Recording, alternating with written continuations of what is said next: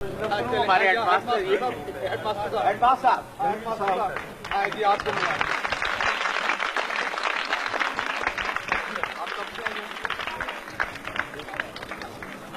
اب میں جناب جے سالک صاحب سے درخواست کروں گا کہ میں اپنے خیالات عالیہ سے دعا دیں. جناب جے سالک صاحب.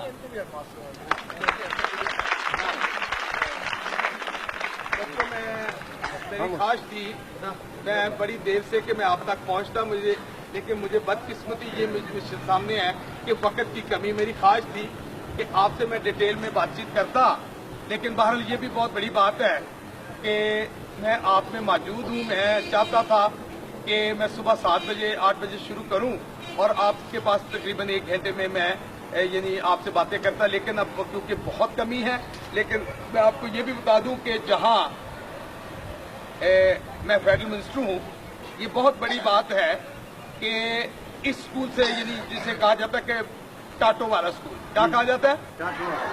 اس کا مطلب یہ ثابت ہوا کہ اگر کوئی ٹاٹو والے عہد کر لیں کہ ہم نے اس ملک کی تقدیر بدلنے کے لیے اہم رول ادا کرنے کے اس منصب پر پہنچنا ہے، تو آپ کیا سمجھتے ہیں کہ نہیں انسان پہنچ سکتا؟ پہنچ سکتا ہے. انسان کے ارادے ہونے چاہیے. کوئی یہاں بڑا نہیں اور کوئی جو ہے وہ یہاں چھوٹا نہیں ہے. چھوٹا بڑا وہ ہوتا ہے اگر آپ کے والدین حلال کمائی سے آپ کو تعلیم دلا رہے ہیں. اگر آپ کے والدین حلال کمائی سے آپ کو تعلیم دلا رہے ہیں تو آپ بڑے بندے ہوں گے. اگر جو بڑے بچے یہ بھی سمجھتے کہ ہم بڑے ہیں، ان کے باپ اگر حرام کی کمائی سے لوگوں کے دیے بجھا کر اپنے بچوں کو تعلیم دلا رہے ہیں، وہ حلال کے بچے ہوں گے؟ سوال ہی نہیں پیدا ہوتا. یعنی منشیات پئیں گے ان کے بہت سے، اللہ معافی دے، یعنی ہم اس عذاب کی طرف نہیں جانا چاہتے، ہم سب کے لیے خیر مانگتے ہیں. لیکن بہرحال یہ ذہن میں رکھ لیجئے کہ جو پڑھ لکھ کر رشوت لیتا ہے وہ اس ملک میں کیا ہے؟ اس ملک کا کیا ہے؟ ناسور ہے، غدار ہے. اور غدار کی یعنی موت کیا ہے؟ سزائے موت ہے. جس ملک 3 لاکھ شہادتیں دے کر ہم نے چند لوگوں کو اس ملک کے لیے غداری کے لیے پیدا کرنا کہ وہ رشوتیں لیں گے، بےایمانیاں کریں گے اور بڑی بڑی کوٹھیاں بنائیں گے. یعنی ہم نے 3 لاکھ شہادتیں اس لیے دی تھی، اپنی ماں کی عصمتیں اس لیے لٹائی تھی، اپنے بچوں کو اس لیے نیزے پر ڈالا تھا کہ یہ چند لوگ جو ہے، یہ چند خاندان یہ اجارہ داری کریں گے. یہ چند خاندانوں کے بچے، آپ کو اس بات کے لیے عہد کرنا اٹھنا پڑے گا کہ یہ ٹاٹو والے بچے جب اٹھیں گے تو ملک میں انقلاب کی یعنی خود آئے گا.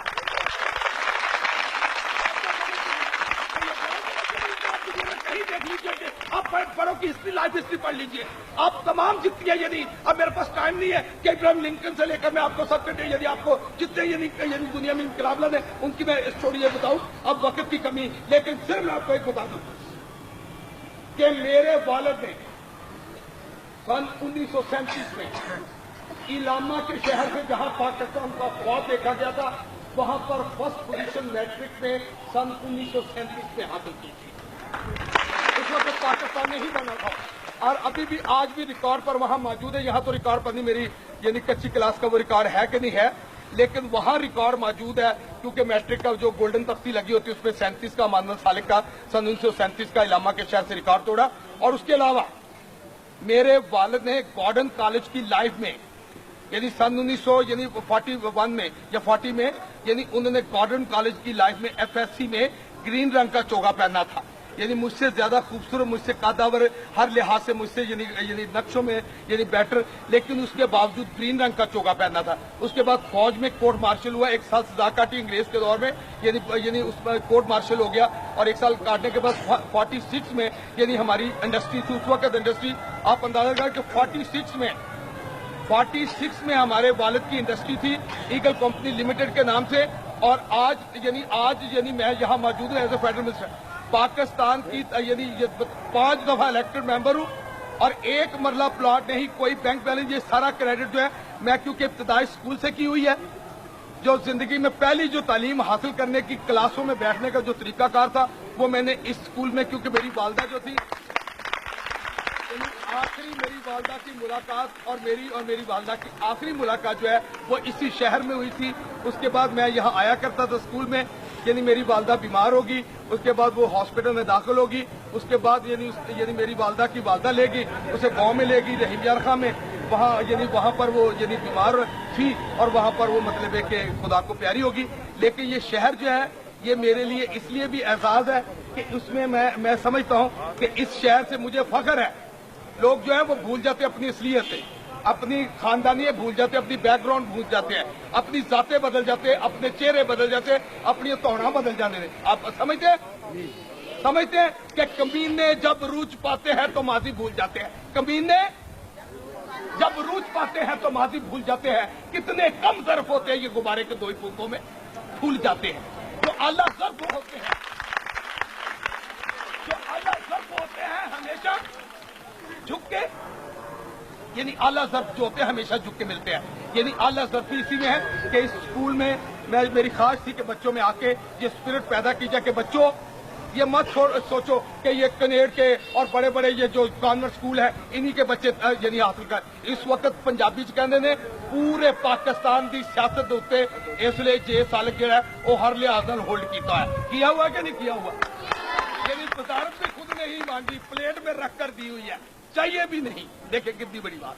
टाटों पर पलने वाले बच्चों का ये यानी होता है स्टाइल कि उसे अब बड़े बड़े जागीरदार लाइनों में लगे होते तो मुदिया कि बंदा दिल कर ठापा ला रही खड़े वजारत लैन वास्ते। बंदा पूछे तो वजारत की लोड़ की है। उन्होंने क्यों कि वजारत गठैश झूठियां चुदरावा SP साहबान नूं बुला लेना, ये कर लेना, मुल्क और कौम की खिदमत जे करनी होवे ते कंडियां दी की है सेज की है, कंडियां दी सेज है। वजारत की ने वजीर वड्डा हुंदा या फकीर वड्डा हुंदा तो कौन वड्डा हुंदा? कौन वड्डा हुंदा? वजीर वड्डा हुंदा फकीर? फकीर वड्डा हुंदा क्योंकि फकीर देंदा वजीर ते हर वेले लैंदा ही रहिंदा। पता ना अपना PhD नवे कोर्स ते लैंदा ही नहीं समझे बात। यानी तनहाई गवर्नमेंट पाकिस्तान दी लवे लैंदा ते लेकिन फकीर की करदा देंदा फकीर जेड़ा वड्डा हुंदा वजीर वड्डा कि फकीर वड्डा? फकीर वड्डा हुंदा। लिहाजा मैं समझना कि टाटा दे बैठने वाले कौन हुंदे ने? फकीर। टाटा दे बैठने वाले कौन होंगे ने? इसका मतलब फकीर वड्डे ने वजीर छोटे। लिहाजा तुसी इसलिए टाटा दे पढ़ के इस मुल्क और कौम की की करनी है? खिदमत करनी है। और अपने अब्बिया नूं तुसी जरूर पूछना, मैं किसी दे अब्बिया नूं नहीं कहंदा क्योंकि हुण तुसी मेरे कौन हो? मेरे तुसी कौन हो? तुसी मेरे यानी हम क्लास हो। तुसी मेरे कौन हो? यानी तुसी एक क्लास दे क्लास फेलो जिन्हों कहंदे ने। भावें मैं अगली क्लासां गया पिछले, लेकिन तुसी स्टूडेंट ते तुहाडे नाल दा वा। हुण तुसी अपने अब्बिया नूं अज पुछना कि अब्बा सालक साहब आए सन जेडे साडे स्कूल च वजीर बन के गए ने, उन्हां ने कहा सी कि अपने अब्बिया नूं पुछना कि अब्बा किते हराम दी कमाई ते घर नहीं लैके आ रहा। पुछोगे केड़ा मेरा वीर है जो करके पूछेगा अब्बे को? केड़ा जरूरत करेगा अब्बे को पूछेगा? आप बुराई का एक बड़ा कमजोर तरीका जे कि अब्बू की पप्पी लैके ना ते अब्बू कहना अब्बा हराम की कमाई तो नहीं किते आ रही। केड़ा करे पूछेगा? मैं अपने अब्बे को पूछना एक पिछो दो चार कोई गल तू नहीं पूछना ना, तू नहीं पूछना अब्बे को नहीं पूछना। हथ खड़ा करो जिन्हें जिन्हें पूछना है, झूठा ना हथ खड़ा करना। जेड़ा डरदा पिया है अब्बे को ना पूछे, जिन्होंने पता कि अब्बा हराम की कमाई लिया रहा असीं नहीं पुछ सकते। कईयों को पता लग जाता तनखा तो पता लग जाता कि तनखा थोड़ी हो तो ज्यादा आखिर कितों हद आ रहा। 3000 2500 की तनखा तो पता लग जाता। लिहाजा केड़े बच्चा फिर जोर नहीं खड़ा करो, उच्चा खड़ा करो। अखा जो नहीं खड़ा करते अख तो बहा दे, अखा नीवियां तो नहीं। लिहाजा इसका मतलब है कि अहद किया कि अब्बे नूं पूछना इस वास्ते कि कहना अब्बा जी कि साडे विचों वजीर बन के साडे स्कूल को गया। ठीक है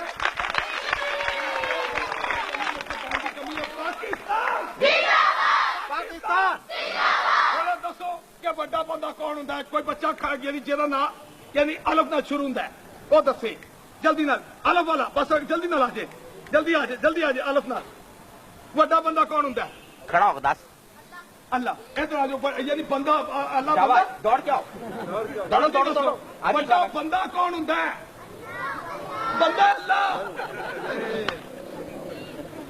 बड़ा बंदा कौन होंदा है? मेरी बेइज्जती ना करो फकीर, मेरे स्कूल की बेइज्जती कराओगे।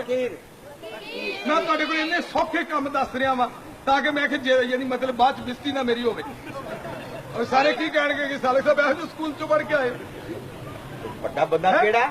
ਫਕੀਰ। ਵੱਡਾ ਬੰਦਾ ਉਹ ਹੁੰਦਾ ਹੈ ਕਿ ਜਿਹੜਾ ਇਨਸਾਨਾਂ ਦੀ खिदमत करता है। हो मेरा काम गरीबों की हमायत करना, दर्दमंदों और ज़हीफों से मोहब्बत करना, यानी दर्दमंदा नाल ज़हीफां नाल मदद करना। ते परवरदिगार जड़ा यानी ओ फिर वड्डा बंदा उन्हें समझदा जड़ा इंसानां दी की करे, खिदमत करे। अच्छा एक आ दसो हुण मैं सौखे सौखे सवाल मेरी बेइज्जती ना कराना या कहो कि रहन दे दोबारा तैयारी कर ली। शुरू जनाब है शुरू नहीं, छोटे बच्चे ने सवाल भी छोटे छोटे कर रहे हैं। ਆ ਦੱਸੋ ਕਿ ਪਾਕਿਸਤਾਨ ਦਾ ख्वाब ਜਿਹੜਾ ਸੀ ਇਲਾਮਾ ਸਾਹਿਬ ਨੇ ਦੇਖਿਆ ਸੀ, ਠੀਕ ਹੈ? ਕਿਹਨਾਂ ਨੇ ਦੇਖਿਆ ਸੀ? ਤੇ ਇਲਾਮਾ ਸਾਹਿਬ ਨੇ ख्वाब ਦੇ ਵਿੱਚ ਆਪਣੇ ਸ਼ਾਇਰੀ ਦੇ ਵਿੱਚ ਕਿਹੜੀ ਸ਼ੈ ਦਾ ਜ਼ਿਆਦਾ ਜ਼ਿਕਰ ਕੀਤਾ? ਬਹੁਤ ਸੇ ਸ਼ੇਰ ਉਹਨਾਂ ਨੇ ਪੜ੍ਹੇ ਨੇ, ਉਹਦੇ ਵਿੱਚ ਕਿਹੜੇ ਪਰਿੰਦੇ ਦਾ ਨਾਮ ਜ਼ਿਆਦਾ ਲੈਂਦੇ ਰਹੇ ਨੇ? ਹਾਂ ਇੱਕ ਜਣਾ, ਹਾਂ ਕਿਹੜੇ? ਖੜੇ ਹੋ ਕੇ ਸਾਰੇ ਦੱਸ ਦਿਓ।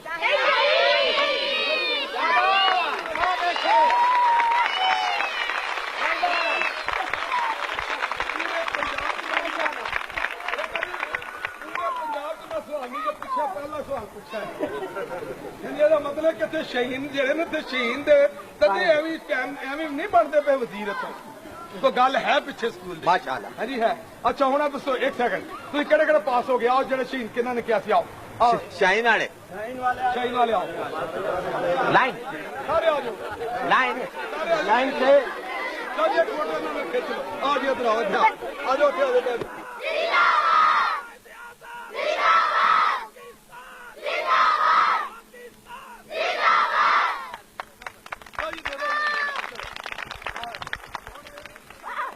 ਬਣਾ ਕੇ ਇੱਕ ਵੱਡੀ ਸਾਰੀ ਫੋਟੋ